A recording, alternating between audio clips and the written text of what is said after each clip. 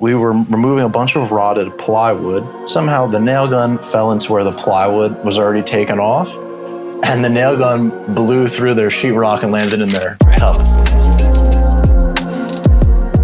Welcome back to another episode of the Mission Control Podcast with your boy Mike Stearns, Ascend Digital Agency. Throw the maze up.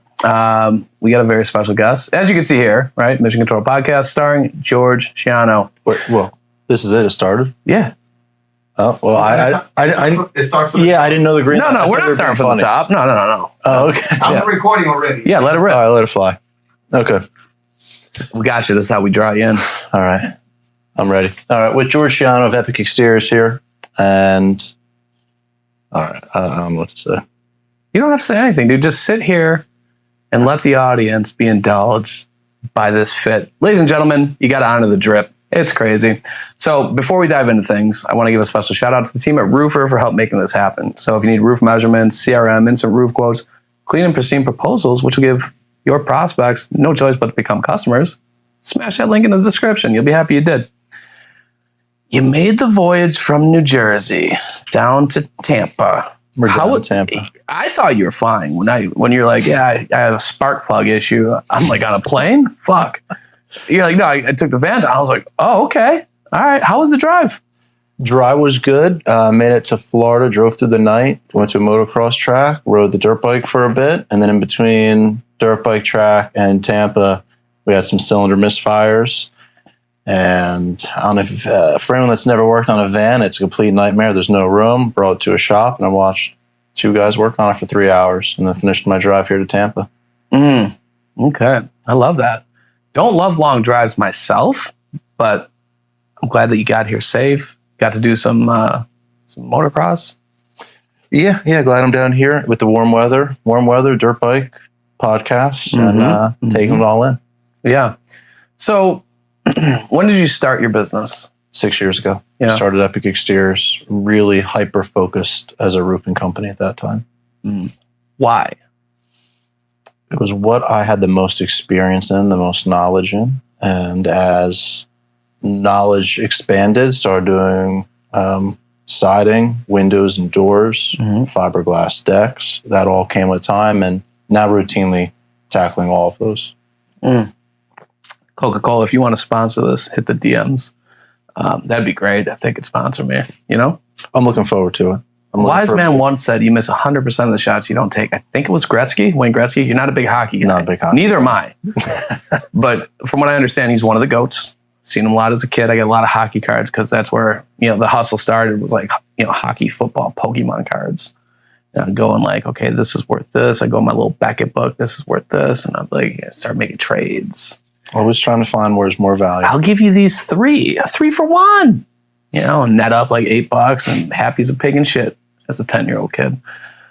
But I don't want to say I'm less interested, but I'd be being dishonest if I didn't. I'm less interested in why roofing, more interested in what made you get to the point where, you know what, I'm going to cut bait working for someone else. It's a big leap of faith to take, right? Yes, major. What was there a straw that broke the camel's back? Yeah, so I worked for another exterior home remodeling company in New Jersey. Yeah. And at the time I was doing exterior remodeling sales. Yeah. Had a sales meeting one day.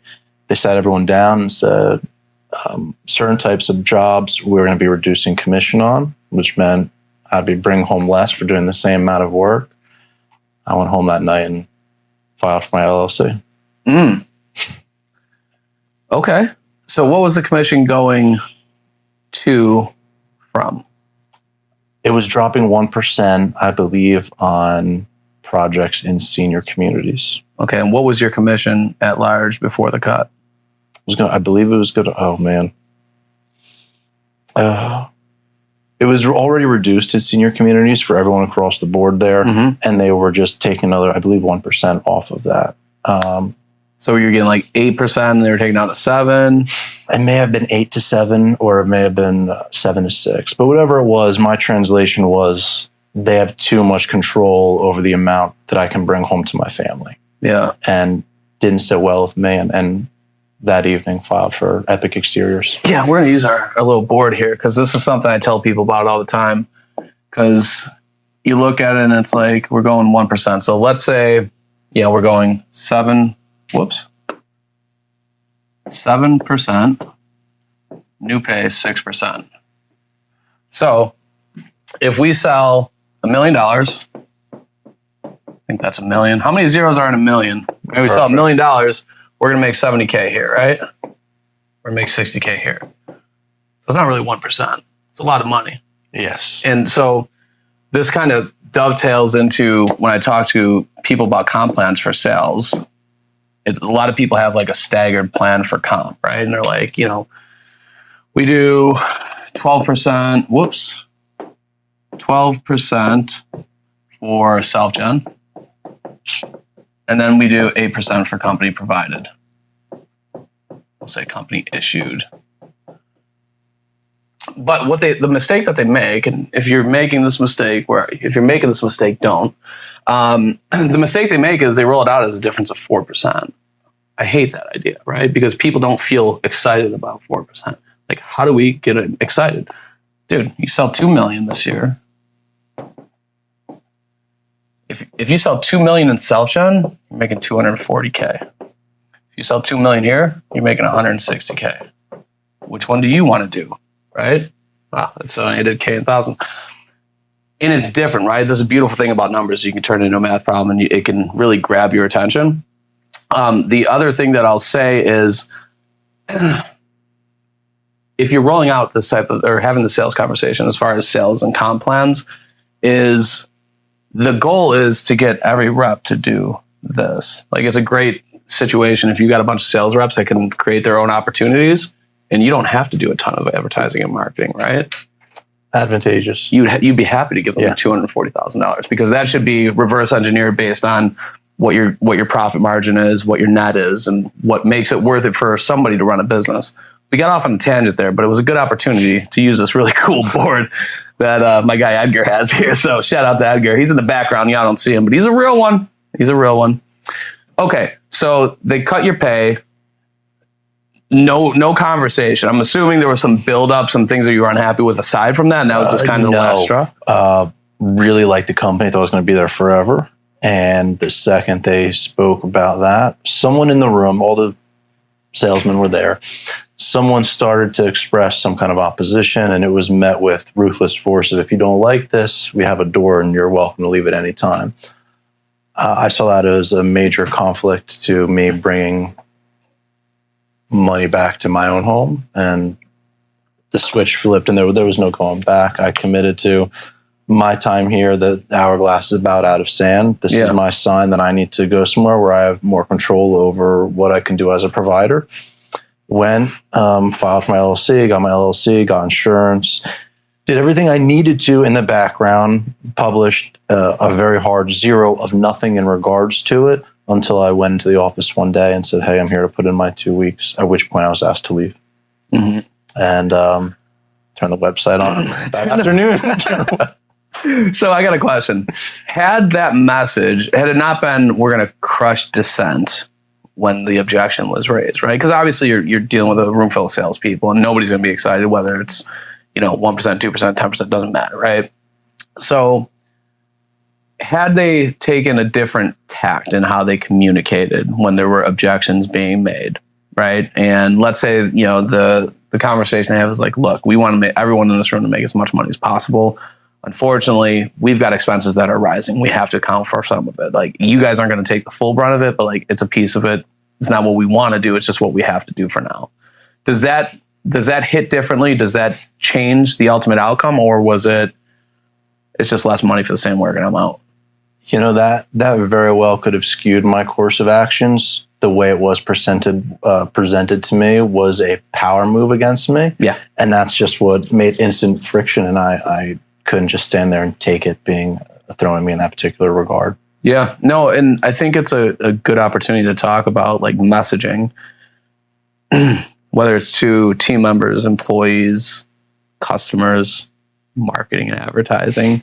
You can say the same thing a dozen, 50, 100 different ways. And the emotional response is going to vary greatly based on how you choose to articulate what it is you want to get across, right?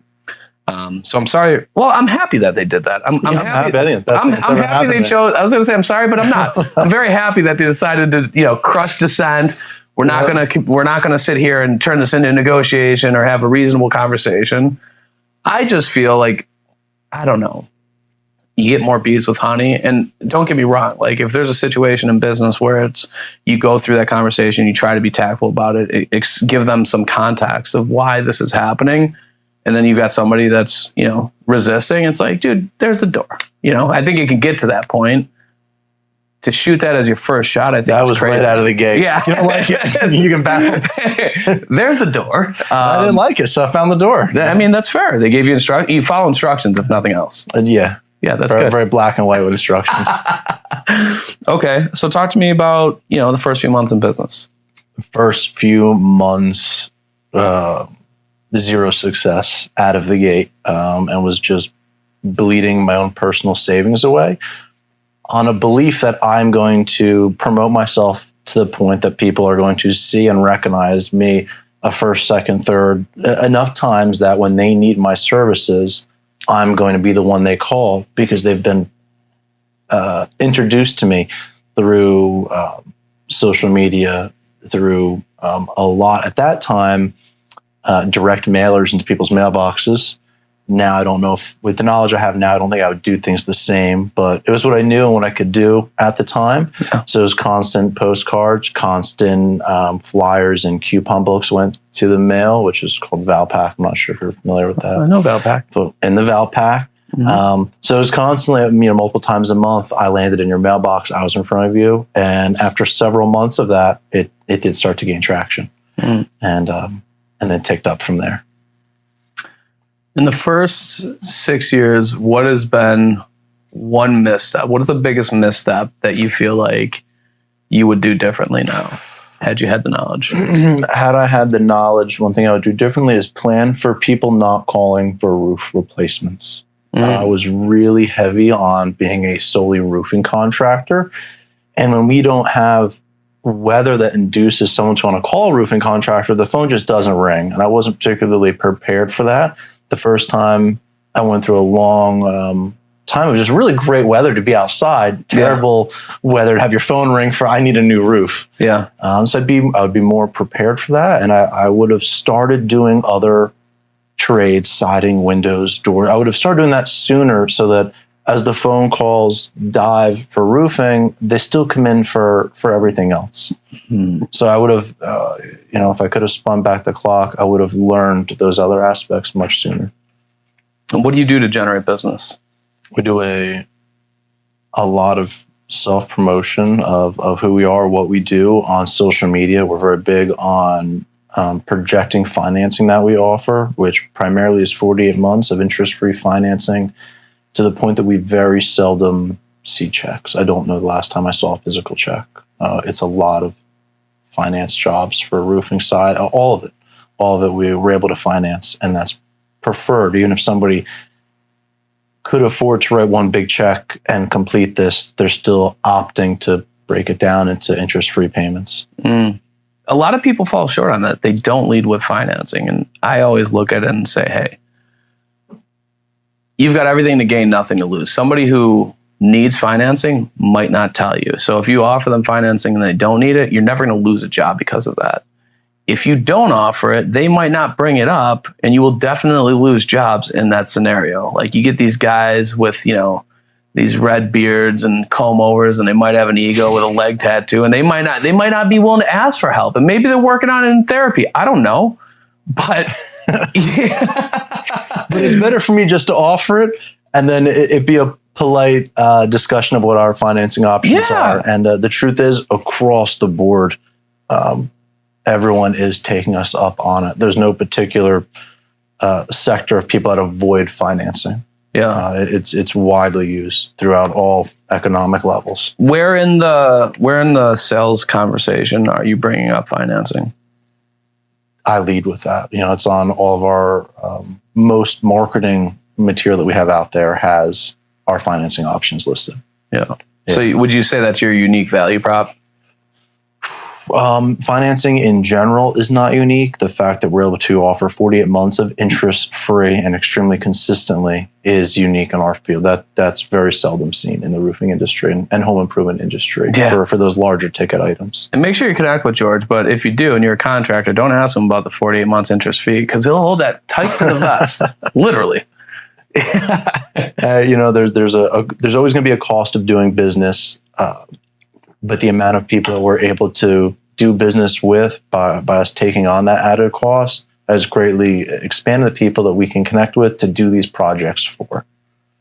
It's much easier to get your roof done for a couple hundred or a few $100s a month than just writing a check for $12,000 or whatever it may be. Yeah. Those monthly payments are much more manageable and allows us to connect with a lot more homeowners that otherwise I don't know how they would have gotten these projects done. Yeah. That's incredible. What is one thing that you didn't expect to happen that has happened? Like when you were sitting there in that moment, you're like, fuck these guys, I'm going to start my own company, right? And this is how it's going to go. I'm going to get my LLC. I'm going to do this. I'm going to do this. We talked about like the people not calling because you're doing exclusively roof replacements. Was there something else along the way where you're like, I didn't account for this? It was a lot of those previous roofing customers were the ones that led me to pursue all these other avenues because I did zero marketing for windows, doors, siding, fiberglass decks, composite, zero advertising. But it was all my previous customers that said, we like you, we trust you, we want you to do these projects. And eventually I couldn't stop saying, I'm sorry, I don't do them, and learned enough to take them on. And it was all my people I'd already done work for that liked me and trusted me and were insistent that they want me to come out and do these other projects for them. Mm-hmm. So that was really the segue into that. Where do you draw the line in the sand? I need you to come do some concrete. Like at some point you become so diverted outside of the core things you do where it becomes a liability, so to speak, because you take your eye off the ball over here. Like, in your mind, is there a hard stop at like decks? Do you do fencing? We don't do fencing. We don't do any landscaping or hardscaping. We will be doing decks primarily, though, overwhelmingly is fiberglass decks along the shore. Yeah. A lot of fiberglass work is being done. If your physical home has something that you want updated that's attached to the home, that's what will come and will replace with what your current vision looks like. Mm-hmm. How many video customer testimonials do you have? I have 0 video customer testimonials. Why? Never asked.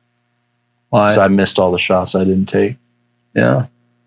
It would be great to pursue that. It'd be excellent to pursue that. A lot of times during installs, especially roof installs, I don't see the homeowners. I might see them in the morning as they're leaving to work. When they arrive home that evening, we're clean up and have left quite often. Yeah. So I think it would be worthwhile to maybe follow up if they'd be comfortable doing a video testimonial, meeting up with them the following days, maybe the next week when the sun's back out, and bring them outside and get 30 seconds of their thoughts on how the project went, what their expectations were, how we delivered on those expectations were, and if they would be interested in referring us to family and friends. There's the script. That's it. I tell everybody, I'm like, it doesn't have, everyone thinks, video customer testimonials, it's so frictionful for everybody. And I got to send a production team out. And it's like, dude, get a wireless mic. I use DJI. They're great. They're $299 or $199. They're not expensive. Carry them with you. And schedule it. Like if you're not seeing the homeowner, you just said you got people calling you talking about how much they know, like, and trust you, and that's why you expanded your services. So I can't imagine if you're like Darlene calls, you're like, George, I really like you to come take a look at our siding. Like, yeah, that's fantastic. Well, we can do that for you. Hey, can I ask you a small favor? I know we did the roofing project for you, and you said that you're super thrilled with the outcome. When I come to look at the siding, if I brought a phone and I asked you, why you chose us, what your expectations were, and would you refer us? Would you mind if I captured a 30-second video? I think everyone I asked would probably be inclined to do that because everyone that we've done work for has become the largest advocates of us already. They're the ones that are in local Facebook groups, or the ones that find our Google page. They leave a paragraph of their thoughts, which I love to see. Yeah. So I don't think there'd be any opposition. It's just a matter of, the idea is there. I just have to exercise to them, hey, can we spend a minute doing this? And I think I'd get an overwhelming yes. All right. So I want you to make a commitment to the audience. They're spending their time here today listening to us talk. So in the next 30 days, how many of those shots will you take? Every job completed in the next 30 days, I'm going to propose to the homeowner if they'll, give me a minute of their time. And I imagine we'll have some videos on YouTube of some homeowners saying some good things. All right. Everyone moving forward, are there opportunities where we can call recent projects that were completed? Yeah, absolutely. So how many of those calls will you make? Endless. Oh. Now. We need a hard number. Okay, let's give a hard number. I would really like to get the jobs that did us for multiple phases of construction. So if I was to be realistic, out of everyone we've done, we'd slim it down, funnel it down to homeowners that are already have been repeat customers, already had us do one project. They've followed up and had us do another. There are homes that we've done and been back to 3 or 4 times. So they're already hyper committed to using Epic Exteriors. So I would, figure out all of those homeowners particularly and follow up with them and ask them for a moment. Why don't we say 10? You make 10 calls? We can definitely make 10 calls. All right, you heard it here first, folks. George is going to make 10 calls in the next 30 days to past customers. I'm going to say you'll get at least 6 video testimonials out of that. 60%. That'd be great. Because now you can put those on YouTube. Now you can put them on Facebook and Instagram Reels, right? Get in front of 600 people, 1,000 people, 2,000 people, whatever. TikTok? Do you have a TikTok? Do a TikTok. Put it on TikTok, right? Let all those folks see it. Yeah, there's a lot of social proof to that. And shame on me for not having already implemented that, but I do look forward to the shame. Rewards of shame. This is where the magic happens.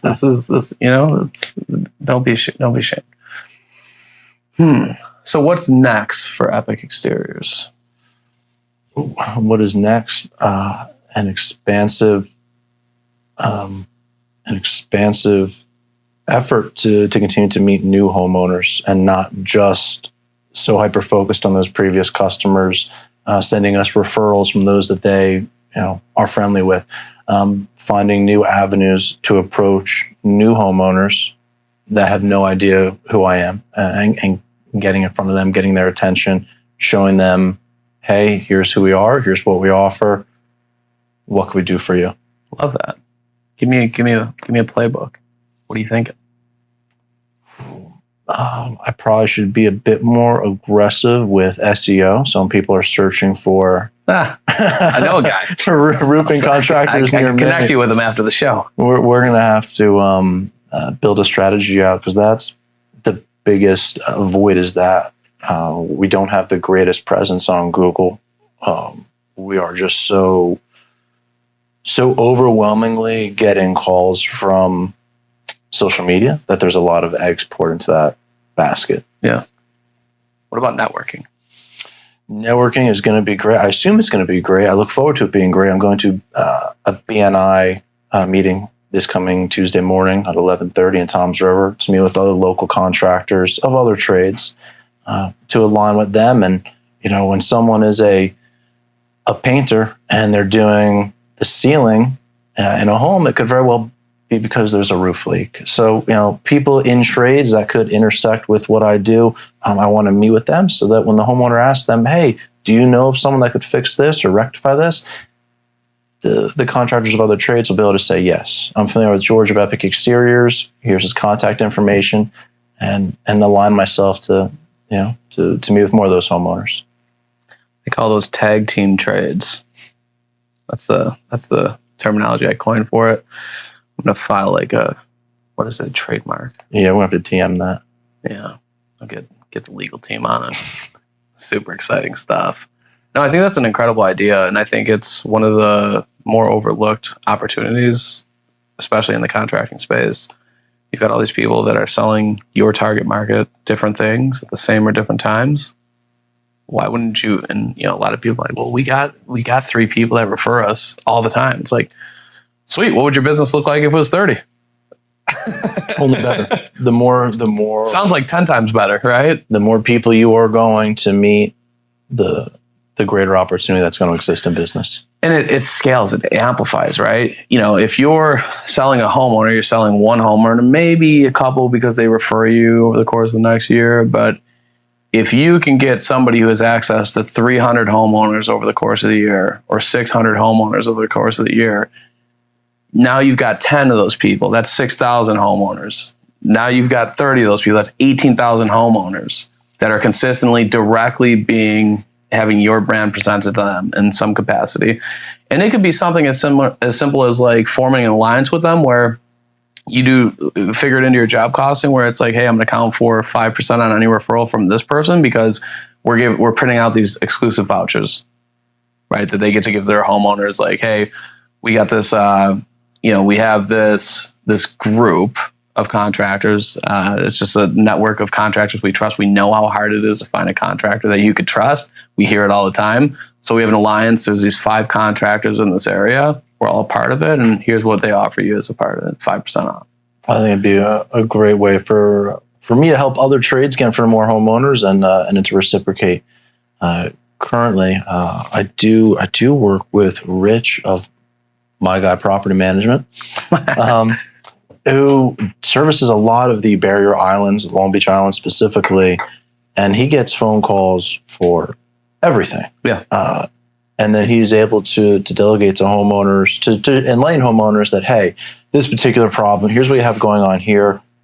George of Epic Exteriors, we're going to get him in touch with you, and he's going to be the right guy to handle this. And that's been the power of the connection with Rich's has been great. He's put so many homeowners in front of me, and it just goes to show the power of great connections with good people. Yeah. So I really do value that, and I look forward to expanding my reach and network of who I could help and who could help me in return. Yeah. And it all helps the homeowners, right? If you got strategic alliances with people that aren't pieces of shit, like that's a really good thing to have for everybody, right? Everybody wins. So the best deals, win, win, win. Yeah. 6, 7. I don't know where.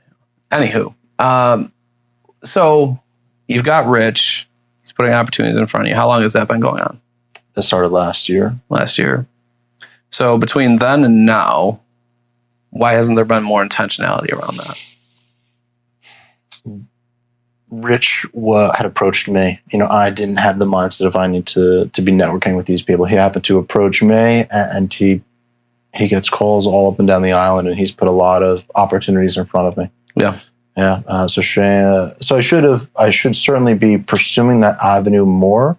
And I really look forward to. I'm looking forward to being in touch and being able to, because homeowners ask me, do you know someone for this, for all these things that take place within a home, and unfortunately I have to tell them no, which they like and trust me a lot, so they really wish I could tell them somebody. Yeah. So it'd be extremely valuable for me to learn who the good people are, because throughout trades overall, there's a bunch of shysters. Yeah. The good ones are definitely in the minority. Yeah, I would love to connect with quality people, who believe in having integrity and doing right for a homeowner, doing correct, completed projects, and being able for that tradesman and that homeowner to work together.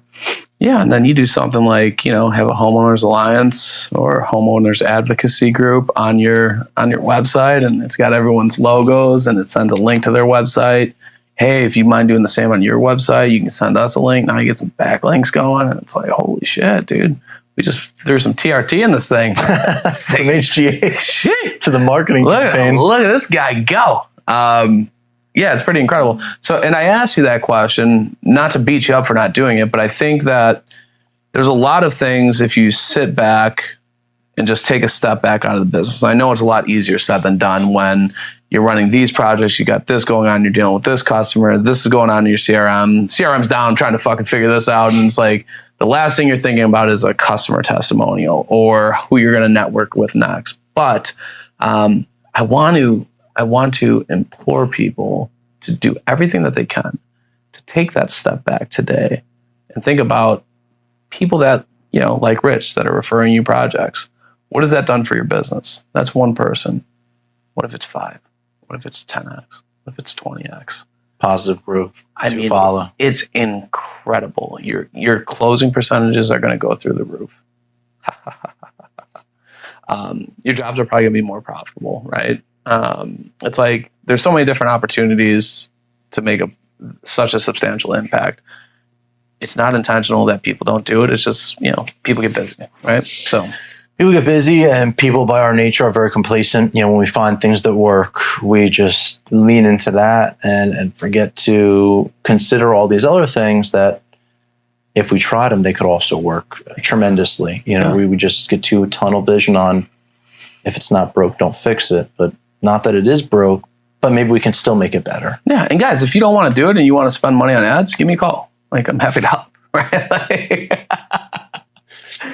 I mean, I'm the first person, if a customer calls me, like, we need to up our ad spend. It's like, are the other foundational pieces checked? Are we picking up the phone? Is there opportunities for closing percentage improvements? Like, what is our closing percentage? Because, I'm a capitalist. I don't hate making money, but also, if we can accomplish the same outcome without spending more money, your company's more profitable and you're happier with us. And like, I feel good about it, right? It's like, yeah, fantastic. I just helped this person. And when you see it from the homeowner side, right? When somebody's just elated with the job that you did, and you remember the conversation at the very beginning before they knew, like, and trusted you, and the trepidation, the apprehension, right? And it's like, yeah, I like this guy, but is he gonna fuck me over? Right? Like, you can see it. There are people, especially before we did financing, which now they're using a lot of the bank's money, but early on, people had to take out a checkbook, and that is a major commitment to someone you've only known for 30 minutes. Yeah. To start writing these checks to, and hoping they show back up and do all the work that they promise, which we have. Yeah. But it's a lot of faith that homeowners have put on this, especially in the infancy of that big exteriors. Yeah. Somebody had to be the first homeowner to use us. And being the second probably wasn't much more exciting. But they continued, and now we're hundreds and hundreds of reviews in, and it's great. But earning their trust is a big thing.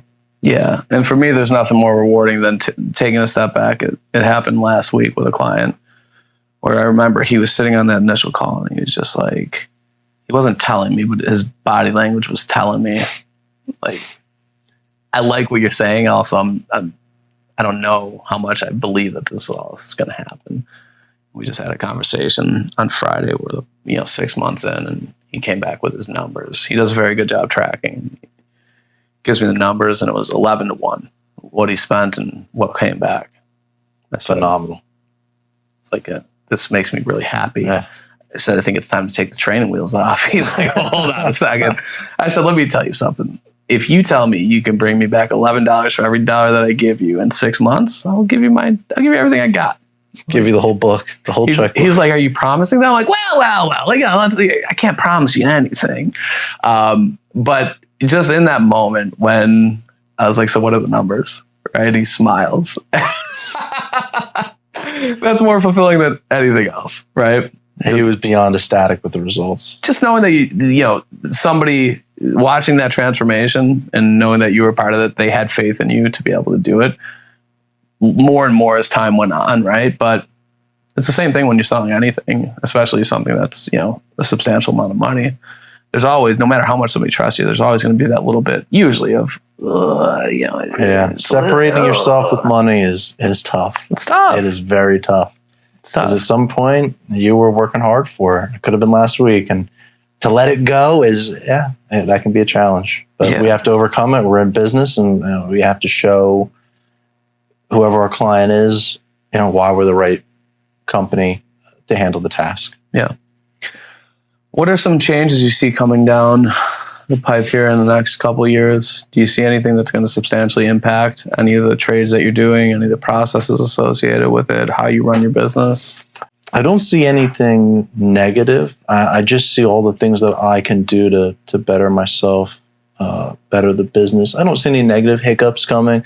The economy is going to do whatever the economy is going to do, which is up and down. But no matter what, Roofs are going to fail. Siding is going to fail. Like all these building components are going to fail. People are going to be doing home improvement projects. That's going to be a thing for at least the foreseeable future. And with that need to rectify, failing building components, work is always going to exist. It's my responsibility to make sure that as many homeowners as possible are aware of who I am, so that as problems exist, my phone rings and not some other home improvement contractor who might just take that deposit check and run. Yeah, that's a thing. I'm responsible to push myself as hard as I can to be presented in front of as many people as I can be. I like that. Nothing negative. Nothing negative. That's good. I like glass half full. It's a good way to live life. Glass all the way full. Glass all the way full. That's all the way. Bottle looks empty, dude. Looks about half empty. Be thirsty. It's Florida. So how do you juggle? You've got 3 little girls. I do have 3 little girls. So how do you juggle running a company, spending time with the children, making sure that you're present, not just available, but present, and still dealing with all the things that every entrepreneur deals with? When I'm with my girls, I'm with my girls. And that's my focus. When I'm at your house doing your roof replacement, for example, that has my undivided attention. So everything I'm in, I'm fully committed to. I don't halfway anything. And if it's a nice day and I'm at the beach with my girls, they have all of me for that. So, we all have the same 24 hours in the day. I'm just hyper focused on being as efficient with those 24 hours as possible. I don't sleep much. That helps. Same. I did score an 86 last night, though. Solid sleep. I fell asleep at like 9:17. I woke up at like 4:08, and it was like 86. It was my second best, actually. I think Tuesday I woke up and I had a 94. Usually I float somewhere around 50 to 60. Yeah, you might have to calibrate your sleep device. Yeah. Could give you some false numbers. Maybe. 95 that's up there. We're nearing perfection. I felt good about it. Okay, could be right. And I felt great. Okay. When I played basketball, I did incredible. Today and yesterday, it was the worst basketball I've ever played in my life. It was embarrassing. Well, to the point where I was like, I think I'm going to retire. Start a marketing agency. There you go. I know a guy. I know a good mentor. It's going to be a lot of fun. But has it always been that way? Have you always had that, you know what, when I'm with my girls, I'm with my girls, I'm not taking calls, I'm not doing this? Was it something where there was a realization? Let's talk about that. I am definitely, so I'm fortunate that I sacrificed a lot really early on, that I can enjoy the luxuries of whatever I'm doing, I'm 100% dedicated to. My first year and the second year in business, before I started my business, I already had my first daughter. Pretty quickly afterwards, the second daughter showed up. And unfortunately, there were a lot of days where I left the house before they were awake. And when I arrived home at night, they were already asleep. There were a lot of those nights. Fortunately, they don't remember that. Their dad being there. Yeah. There was a lot of blood, sweat, and tears to propel the name Epic Exteriors. And striving to not only get in front of as many people, but when I'm there, you have all of me. I'm still at every single install. If we're doing your project, I'm there on site throughout it. You don't have to wonder who's in charge. You're going to walk outside, see me, and any questions you have, I'll present you the answer and keep you in the loop. I like that. How much of that do you vocalize in your marketing? A lot of it. There's a lot of homeowners that do ask. First of all, a lot of people think the business is a lot bigger than it is, but it's mom, pa. When you call to speak to me, I will be there. I'm never gonna disappear at the day of your install and leave you with a stranger. If you're committing X amount of money for your project, I'm committing to be there the day of your project. So what does that look like for the future as you continue to grow? You can only be so many places so many times, no matter how efficient you are, George. We're only going to take on so many projects. We're not the right contractor for everybody. We definitely charge a premium, and that does mean some homeowners are steering away from us. But the ones, it's not a deal breaker for a lot of them, though. A lot of them are taking on the larger priced project because their expectations are a lot higher. They don't want the cheapest contractor. A lot of them aren't even going with the middle of the road contractor. We're overwhelmed. Very often we are the most expensive contractor there for that project. That's very often the case. And we can only do that by having excellent technicians. Is part of why the cost is so much. But when you pay premium, you're going to get a premium product out of it. You are going to get more than qualified technicians for the job. You're going to be able to get access to me during your project.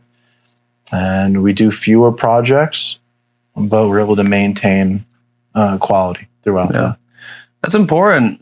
Peace of mind is priceless, right? So, people aren't excited about buying a roof or... No, you can't drive it at 100 miles an hour. You can't go swimming in a roof. It's not a fun expense to purchase. Yeah, and there's fear around it too. It's a big investment, and who am I going to pick? That can go sideways. Yeah. If you pick the wrong contractor, you could be buying 2 roofs in the same year. One roof we did was only 7 months old from somebody else, and then we had to come and rip it off and do it right. How much was that roof? We were, I believe, close to $16,000. It was not a particularly big home. I don't know what they paid the last guy, but it didn't work, and that's why we were there.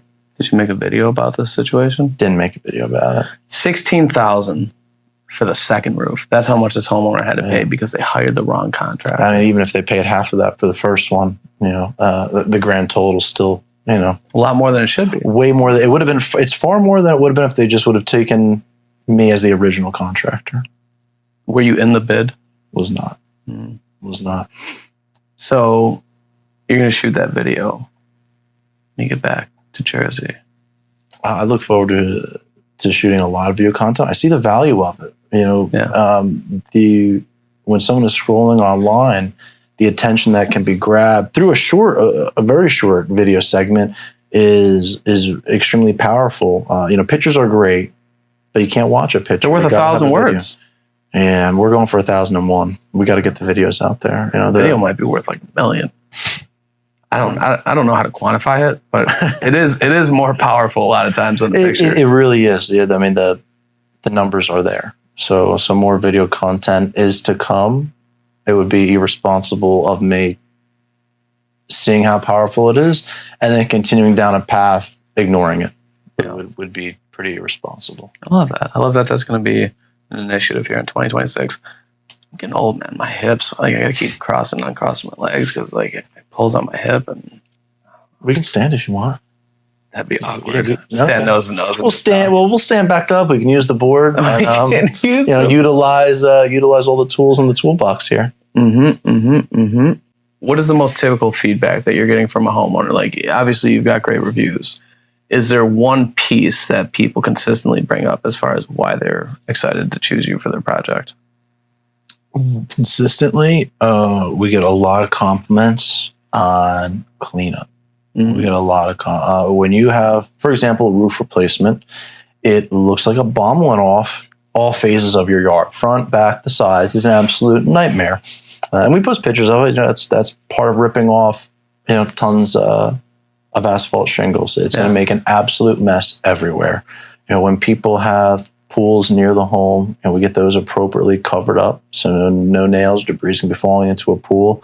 We've had to protect koi ponds before.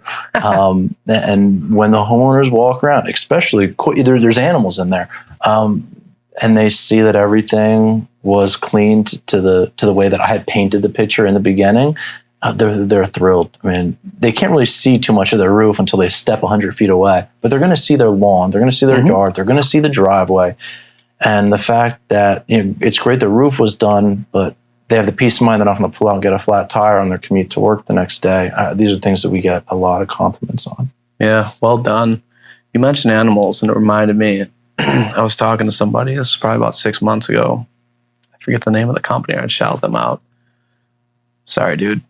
If you're watching, you know who you are. Did a lot of mailers, built a $8 million company up with just mailers. I said, wow, that's incredible. What do you do for branding? He says, he he said, "Do you have a dog?" "Yeah, I have a dog." So, okay, if you have a dog, I'm like, "I have 3. He's like, "Well, if you have a dog, the day of install is traumatic. Like, you think the 4th of July is bad. Wait till people start getting up there, ripping the roof off and get up there with their nailers. It's a problem." He said, "So we price into every job, transporting and sending that dog to the spa, the dog spa on the day of install," which is fucking brilliant. Wow. I got to call him and give him his flowers and just remind him how brilliant that is. Because it's what, $200? I don't know what the fee is, but when I go over with homeowners that if you have dogs, you might want to make arrangements. I don't know what those arrangements could be. What if we took care of that for you? White glove service. White glove service. Imagine how many more people would just go that much further out of their way. He took it a step further. He did the houses next door and the house across the street. Yeah, if you own an animal that's sensitive to those noises, and the contractor stepped in to take on the burden of what you're going to do with your dog day of install, you're going to be really enthused to move forward in their direction. Yeah, and you're going to send them to the same place, right? So you're like, "Hey, we'll work out a deal here where I know this is your typical rate, but if I'm sending, between 5 and 15 animals here a week, like what can we work out?" Right? Because they're getting volume. Because he was doing the folks next door and the folks across the street. Now imagine this. Imagine none of them have dogs, but the conversation is like, "Hey, I'm George with Epic Exteriors. We're doing Jason's house over here." And, obviously he's got Fido. And what we're doing is, it's very traumatic for dogs when you get a roof installed, right? So I want to let you know we're in the neighborhood. We're going to be doing an install on this date, and we'd like to offer, if you have a furry friend, we'd like to send him to the dog spot for the day too. Just so that he's kind of, he's calm and relaxed and not stressing out in the home all day. Yeah. We don't have a dog. Okay. Well, like I said, the day of install is the 17th, and here's my card. If there's debris, like we don't foresee it, but I always like to give people, I'm the owner of the company, and I want to make sure that if there's any situation that unfolds, that you have access to me so that we can take care of it for you. We do.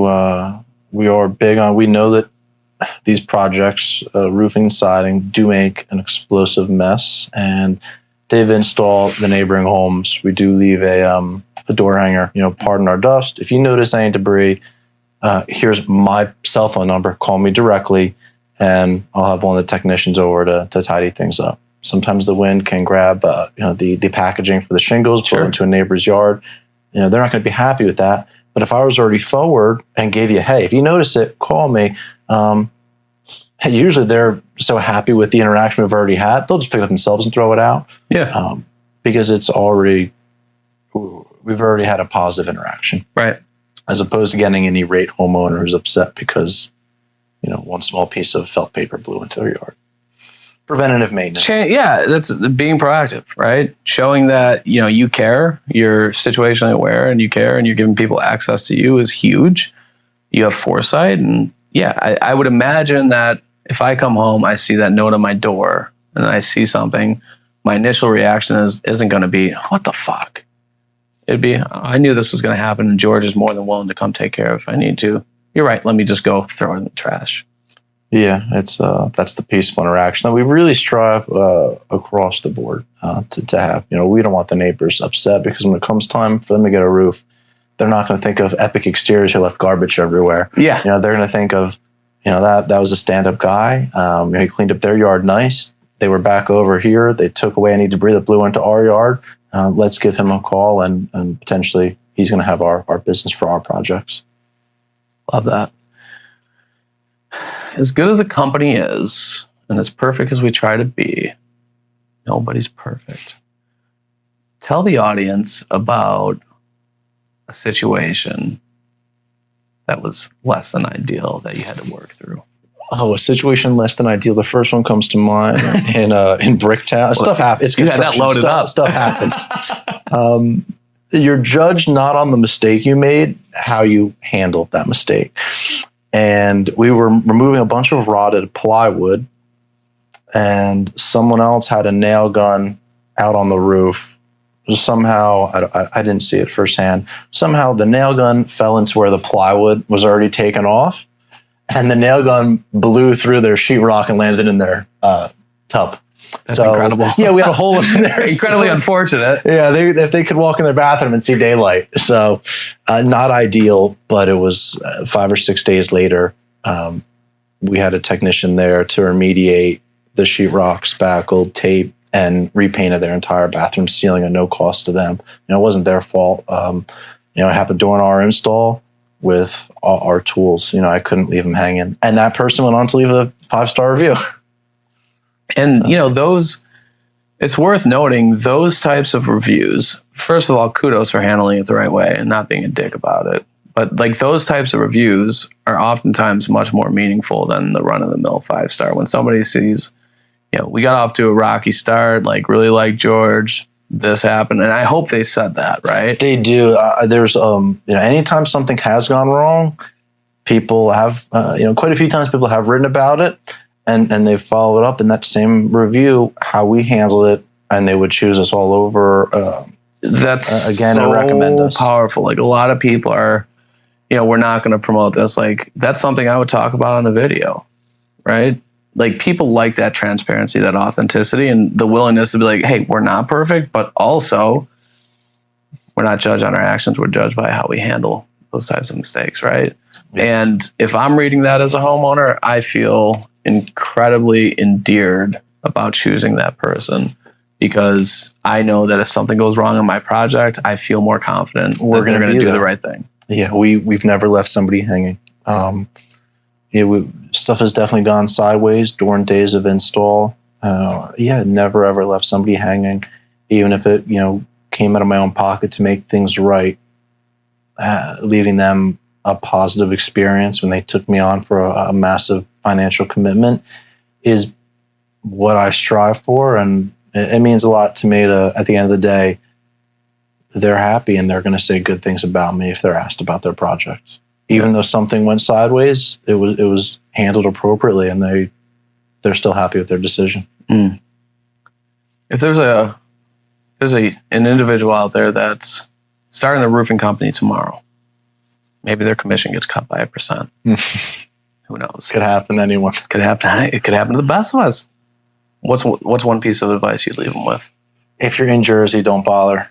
That's not a good market. It's not a good market. That's incredible advice. If they are going to start a home improvement business tomorrow, don't be the cheap contractor. Don't be racing to the bottom, because if anything does go wrong, you have no room to fix any mistakes. Yeah. Mistakes can be expensive.